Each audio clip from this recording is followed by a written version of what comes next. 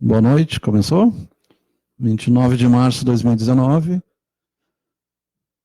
Ah, tá. Então, 29 de março de 2019, o tema hoje é alquimia, que é a precursora da química, lá na Idade Média. É uma palavra do árabe. Eles falam em várias químicas, né? A química árabe, a química judaica, a química chinesa. Existem várias alquimias. Então, segundo a versão, alquimia provém de Alquem, um voz árabe que era um antigo nome para o Egito. Quem era o antigo nome do Egito. Terra Vermelha. Assim que a alquimia pode ser entendida como a arte do Egito. Outra versão explica que a alquimia é uma voz que se compõe de al, artículo árabe, que equivale aos artigos espanhóis el e lá, e do nome substantivo egípcio quema, significa ciência por excelência. Então, alquimia é a ciência por excelência. Lembrando que na medicina, na Idade Média, a alquimia era estudada, a astrologia era estudada, tinha vários assuntos, hoje não são mais estudados, mas na época faziam parte do currículo. Paracelso, vários dos antigos médicos estudavam alquimia. Paracelso e físicos também estudavam alquimia. Daniel Alves, a mãe está lá, ó. Nidiara Farias Pereira. Um abraço para Capão da Canoa, Rio Grande do Sul. Pode participar aí, fazer pergunta.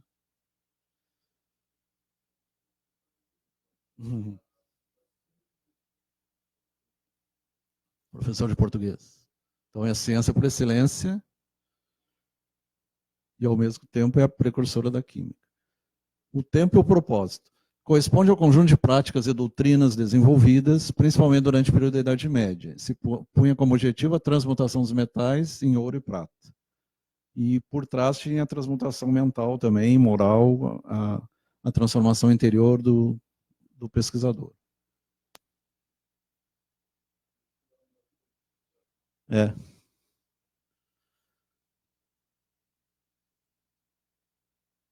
Isso lembra também aquela passagem lá, a transformação da água em vinho. Isso aí é uma transformação alquímica. A pedra filosofal, que é o que o Halley falou agora há pouco. A história da alquimia está ligada à pedra filosofal, uma substância em forma de pó ou pedra, obtida mediante complexos processos alquímicos. Se cria que era a única substância capaz de conseguir a transmutação dos metais. Se pensava que era a substância por em contato com metal inóbil, como exemplo ferro, mediante o processo de fusão se transformaria em ouro. Tem aquela história também da pedra que veio do espaço, né? Tem a ver com a Kaaba também lá dos muçulmanos. Paula Dandolini.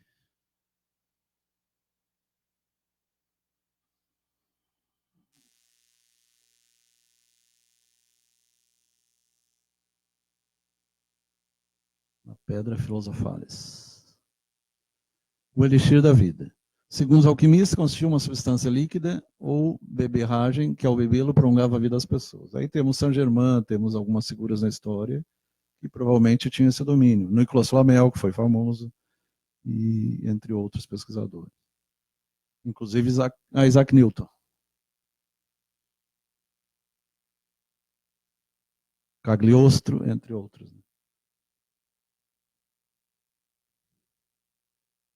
Oi? Cadê o outro?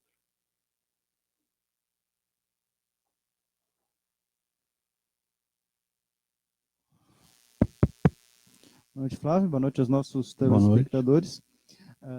Lembrando, para quem tem interesse em alquimia, tem um desenho animado que ele fala especificamente sobre isso. Fullmetal Alchemist. É um desenho animado japonês, é uma história em quadrinhos japonesas, virou um desenho animado japonês. Ele tem dublado, se vocês procurarem na internet. E ele fala sobre a alquimia, sobre o elixir da longa-vida, a pedra filosofal, os homúnculos, né? Que muitas vezes eram... O Diário de um Mago também não fala? Fala também. Os homúnculos que eles acreditavam que eram seres humanos artificiais. Os golems. Que podiam ser criados, né, por meio da... De origem à lenda do Frankenstein, né? Sim. O Frankenstein ele é um chamado golem de carne, que eles chamam, né? Inclusive... Tem o de madeira, que é o Pinóquio. Sim. E tem o tradicional, que é o de pedra. Né? O golem tradicional, lá do tempo de antes de Cristo, que se acreditava, ele era o golem de pedra. Da época de Moisés. Isso. E voltando ali, o Fullmetal Alchemist, ele tem dublado, vocês conseguem achar. Tem na Netflix, só que na Netflix está legendado. Os dois Fullmetal Alchemist estão legendados no áudio original japonês, mas com legenda em português. Eles não traduziram. E o Fullmetal Alchemist, ele é interessante, ele aborda justamente isso. Ele aborda os homúnculos, ele aborda a transmutação, eles abordam a lei da troca equivalente. Você não pode dar nada, você não pode dar nada sem que receba algo de mesmo valor em troca. Então, ou criar alguma coisa sem que dê algo de mesmo valor em troca. Então, se você quer criar alguma coisa a partir da alquimia, vai ter que dar algo de igual valor, que eles chamam a lei da troca equivalente, né? Que é uma lei que, inclusive, hoje em dia, de certa forma, eu acho que é uma referência à lei da ação e reação. Ação e reação. É uma variação, né? Basicamente, na verdade, é quase a mesma coisa. Quando você bate na parede, você recebe a dor que você aplicou, ou a força que você aplicou na parede, você recebe como forma de dor. Contrário. Né? Então, é a força da ação e reação. É basicamente a lei da troca equivalente. Então, no desenho animado, se, por exemplo, o personagem ele quer consertar um rádio quebrado, ele tem que botar esse rádio inteiro no círculo. Estando esse rádio inteiro, ele consegue juntar esse rádio quebrado. Né? Então, ele é interessante para quem tem interesse em alquimia. Eu recomendo até para o Dr. Flávio, que é bem interessante. Ele tem 64 episódios, mas é... Meu tio, que é químico, tem a Alquimia do Século XXI. Tem um grupo de estudo. Até bom também. Inclusive, eu tenho... No Facebook. Inclusive, o Fullmetal Alchemist, eu tenho, inclusive, todos os quadrinhos dele. Eu tenho os mangás todos, né? E ele é bem interessante. Mas os alquimistas hoje são os químicos. Alquimista sim, mesmo não sim. Existe mais. Antes dos químicos mesmo, tinha a alquimia. Eles misturavam tudo. Inclusive tem alguns conceitos... Enxofre, mercúrio... Tem alguns conceitos próprios que hoje em dia ainda são usados, mas em obras de ficção, mas que os alquimistas acreditavam de verdade, como, por exemplo, nigredo, albedo, que eram as partes da transmutação para chegar na parte do... Eles quando se procura a descrição disso, a descrição ela é meio simbólica. Ela dá a entender... Hoje em dia existe alquimia simbólica hoje, né? Sim. A descrição do nigredo, albedo, rubedo... O Jung se aprofundou nisso. Se vai pegar essas coisas, albedo, rubedo e nigredo, quando eles são descritos em livros de alquimia ou em textos, eles são falados de forma muito simbólica, muito espiritual. Só que, se for analisar bem, vai ver que, na verdade, é descrição de um processo químico. Um processo que vai desde a sua produção até a sua reação e a sua purificação. São 2 volumes, Mysterium Connectionis, do Jung, Carl Gustav Jung. Tu baixa da internet hoje. João Vitor Formentin entrou também. Amélia Terezinha Hermenegildo e Richard Rocha.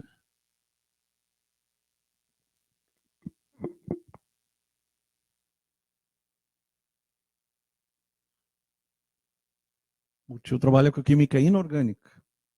A orgânica ele não trabalha.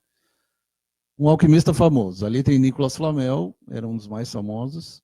Esse aí um dos que tinha e o Saint-Germain também. Galeria Histórica das Celebridades Populares. A alquimia se manteve viva, entre outros, graças ao aporte de Nicolas Flamel, 1330-1413. É tudo isso. O cara durou bastante mesmo. Que postou do seu interesse na busca da pedra filosofal. Tem uma a ver também com o Santo Graal, né, de certa forma. Se diz que um dia se apareceu um livro em sonho e anos depois do encontro com este, então muitas vezes o sonho é uma premonição, né, uma pré-cognição. Durante muito tempo tratou de decifrar seu conteúdo, começou a realizar diferentes experimentos, e James Dean e outros, né? E o tempo depois conseguiu converter mercúrio em prata. Até alguma coisa disso se faz quando se busca ouro, né, nos rios. Também se faz um processo de conversão. Mais tarde deve ter obtido a pedra filosofal, aparentemente conseguiu transmutar, por fim, uma certa quantidade de mercúrio em ouro puro. Se bem que a maioria conseguia formar o falso ouro, né? Não propriamente ouro puro, o ouro dos tolos. Né? A associação da pedra filosofal e da vida eterna se dá quando se abre as tumbas de Nicolas Flamel. Sua esposa não se encontrou seus ossos. Em seu lugar havia troncos de árvores. Também há pessoas que asseguram haver visto Flamel depois de 600 anos. A mesma coisa com relação a Saint-Germain. E alguns santos lá da Índia também. Eram vistos 100, 200 anos depois de desencarnados.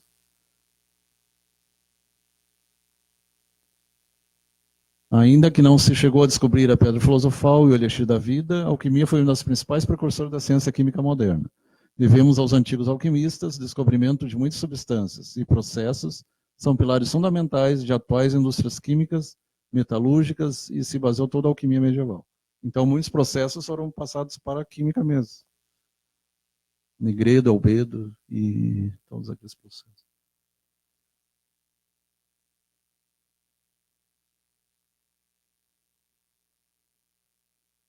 Símbolos utilizados pelos alquimistas. Então, prata, ouro, ali o terceiro, azul é nitrogênio, enxofre. Aí tem prata, tem antimônio, cal viva, plumbo é chumbo, água. Tem uns ali que não dá para ler. Cobalto, óleo de... óxido de... embaixo ali. Óxido, e lembrando que ali tem a tabela periódica, ali na carro cifrar, para quem lembra da... E Benacastro barrádio, então lítio, sódio, potássio. Então é uma maneira para saber os elementos da tabela periódica. E na parte central ali os metais, em vermelho os metais. Aí tem os não metais, os metais, então as várias classificações. A primeira seriam mais gases, né? Hidrogênio, hélio.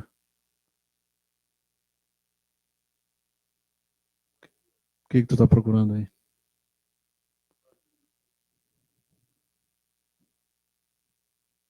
Qual?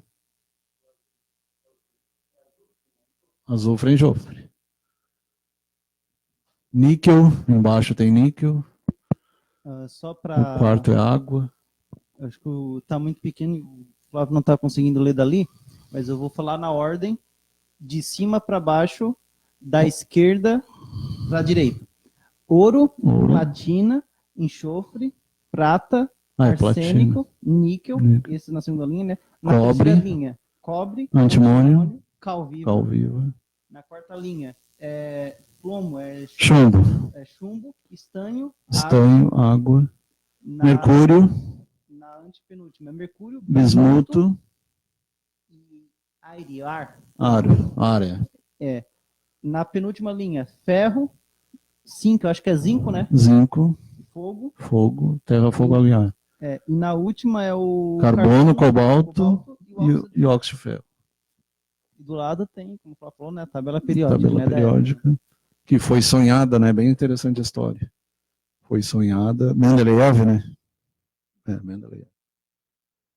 Ele estava pensando como organizar e em sonho veio a construção da tabela. Inclusive... Se chama... Não lembro o nome agora. Inclusive, hoje estão sendo criados novos elementos químicos. Todos que até antes... Os transurânicos já tem mais de 20 já, né? Aqueles que tinham nomes não oficiais, tipo o Numpentio, o Nunúnquio, todos eles já foram devidamente nomeados. Eles já são parte da tabela periódica. E nas tabelas periódicas mais novas, quem por acaso ter contato, né? Como eu sou engenheiro químico, eu já tive contato com essas tabelas periódicas. A gente tem uma outra carreira ali embaixo. Que é os transurânicos? Uma carreira, isso. Ali na família do hidrogênio ali embaixo nós temos uma nova carreira que está sendo criada. Eles estão desenvolvendo novos elementos químicos no laboratório. Uhum.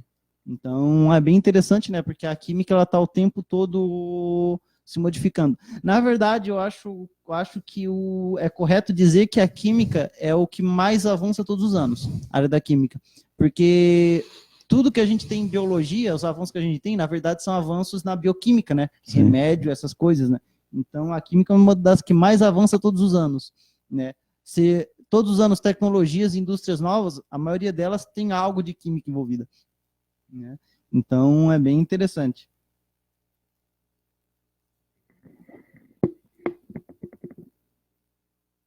Interessante ali que o ferro é o símbolo de Marte da guerra, né? Utensílios desenvolvidos pelos alquimistas. Então, hoje a gente tem as pipetas, os tubos, Bunsen e tudo mais.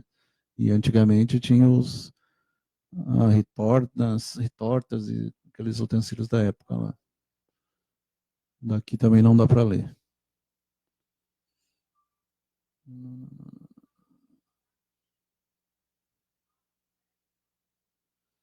Técnicas a desenvolver: sublimação, calcinação, precipitação, destilação.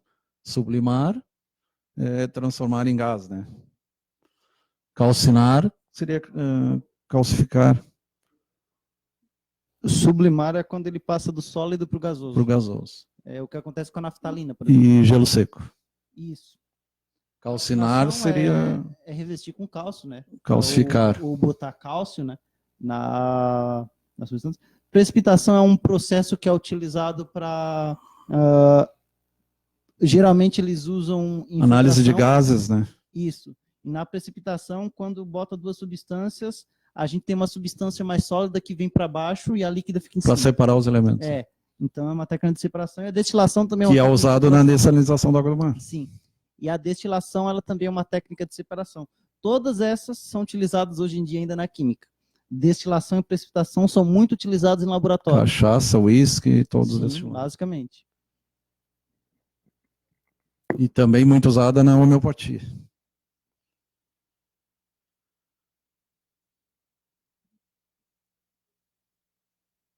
Descobrimentos realizados pela alquimia, então. Substâncias explosivas. No ano 670, lá na época do Mahoma, de Maomé, um alquimista sírio, Calínico, inventou, segundo se crê, o fogo grego. O fogo grego foi utilizado para atacar as esquadras inimigas. Era uma mescla de cal viva, petróleo e enxofre, que se atribui à salvação de Constantinopla quando os muçulmanos se puseram sítio pela primeira vez. Ao entrar em contato, Constantinopla, Bizâncio é a atual Istambul, na Turquia. Ao entrar em contato com a água, a cal viva se acendia e o petróleo ia em chamas. Então era um fogo que não se apagava, né? Um dos descobrimentos químicos maiores foi a pólvora, desenvolvido lá pelos chineses. Mescla de salitre, enxofre e carbono. Os chineses conheciam desde muito antes do Ocidente, ainda que usavam para fazer fogos artificiais. A pólvora chegou à Europa no século XIII, Marco Polo, se não me engano, quando Marco Polo esteve lá no Oriente. Caminho da Seda, tudo aquilo. Mais alguém ali? Jefferson Fernandes, Kleber Soares Pereira, João Vitor, Paulo Dandolini.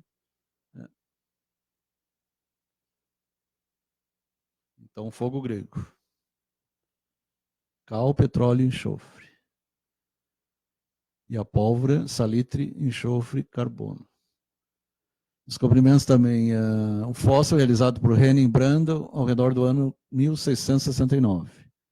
Aí a fosforescência, né? Depois teve a fluorescência com flúor. E é o que é mais usado, depois substituído pelo neon, né? Mais recentemente. Os alquimistas hindus descobriram o sal do amoníaco durante séculos I e II depois de Cristo. Sua importância baseou na capacidade de sublimação, dissociando-se em dois materiais corrosivos, o amoníaco e o ácido clorídrico. O ácido clorídrico é o mesmo que a gente tem no estômago, os quais atacam fortemente aos metais. E só tem uma coisa mais forte, que se não me engano é a Coca-Cola, né? Mais forte que o ácido clorídrico. Por isso que ela é usada para desentupir vaso sanitário. Tu ia comentar alguma coisa?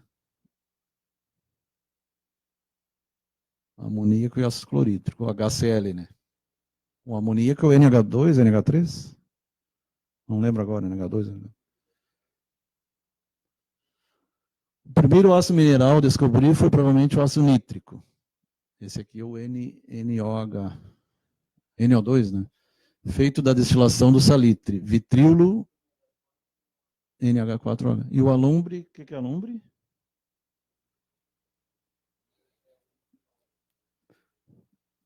Pepe Viana. Enquanto ele procura ali, se precisou mais dificuldades, foi o ácido sulfúrico, que era destilado em vitríolo, do vitríolo, o alumbre, alumínio, mas requeria contenedores resistentes à corrosão, porque ele atravessa, ele é corrosivo, né? E o calor. Muito mais difícil foi o ácido clorídrico, que era destilado do sal de amoníaco e vitríolo alumbre, que é alumínio. Outras substâncias descobertas pelos alquimistas, o hidróxido de sódio, NaOH, NaOH, e outras são bases fortes. Hidróxido de sódio. Lembrando que a fórmula do ácido nítrico é NOH3. NOH3. Isso, ácido nítrico.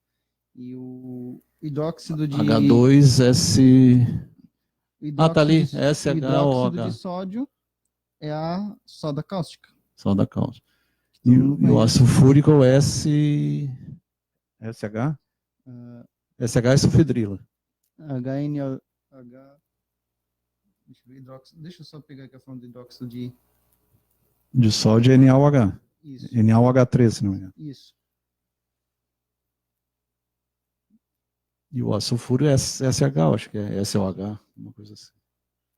São muito utilizados hoje em dia ainda, tá? São muito utilizados. Sim. O hidróxido de sódio, ele é utilizado... O hidróxido de sódio é NaOH. Só NaOH. Isso. Ele é muito utilizado hoje em dia ainda, né? Tanto na indústria, eles usam para determinados fins. Muitas vezes é utilizado em experiências de laboratório mesmo, a gente usa bastante hidróxido de sódio, né? E tem um caso que ficou famoso na TV de hidróxido de sódio, onde foi o menino que ele foi tomar água, ele tomou soda cáustica, né? Hidróxido de sódio. Daí, o que aconteceu? Comeu todo o estômago dele. Então, quando passou essa notícia, na época, ele não conseguia se alimentar normalmente. Era injetado direto a comida no estômago, porque corroeu tudo. Então, fica um alerta aí, né, para não deixar... E sobreviveu. Sobreviveu. Para não deixar ao alcance das crianças, né, nenhum desses ácidos, porque... tem que ver a dose letal daí, né? Exatamente. Né? Ele provavelmente não tomou a dose letal, mas ainda assim é corrosivo. Então, o que ele tomou já foi o... É mais forte que o próprio HCl. E o ácido sulfúrico é o H2SO4. H2SO4. Né? É a fórmula clássica que também é muito utilizado na indústria, é muito utilizado nas faculdades, é muito utilizado para quase todo tipo de experimento, a gente usa bastante, né? Tem indústrias, determinadas indústrias, tem tanques de armazenamento específicos para ele, porque ele é utilizado bastante, né? Então... O que é usado? É chumbo? É o quê? No que? Para ele não penetrar. Tem que ver, tem várias substâncias que eles usam, né? Uma substância que retém o ácido, esses ácidos, a maioria deles é o vidro, né? Só que nem todos os ácidos o vidro retém. O ácido sulfúrico, o ácido fluorídrico, por exemplo, não dá de ser armazenado em vidro, porque ele é corrosivo. Então ele tem que ser armazenado em recipientes de plástico, né? De polímero resistente. Então, é bem interessante. Bem interessante. Mas, assim, eu acho que não tem outro que é tão corrosivo. Não seria a cerâmica? O plástico eles comem. É um plástico, na verdade, é um tipo de plástico que é feito já para... É um plástico não reativo, né? Com os polímeros, eles têm cadeias carbônicas muito grandes. Então, quanto maior for a cadeia carbônica, mais difícil é de quebrar ela. Então, fica mais difícil de ataque químico, né? Então, porque eles bloqueiam muito, né? Eles estão cadeias muito grandes e elas ficam muito, muito estáveis.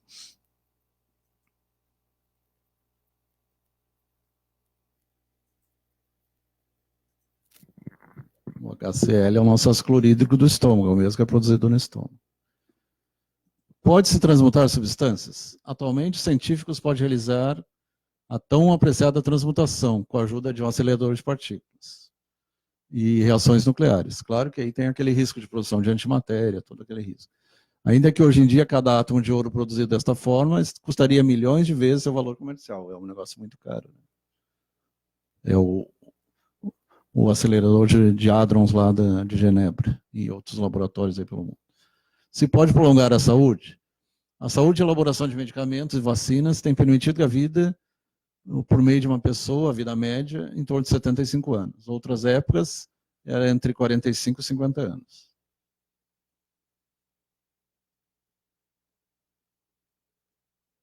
Lembrando que aqueles trechos que as pessoas duravam 300 anos, na verdade se tratava de uma geração inteira. Avô, neto, bisneto. Não, que as pessoas em 1900 duravam em média 40 anos, né, em 1900. É isso aí? Então tá, boa noite então. Até a semana que vem.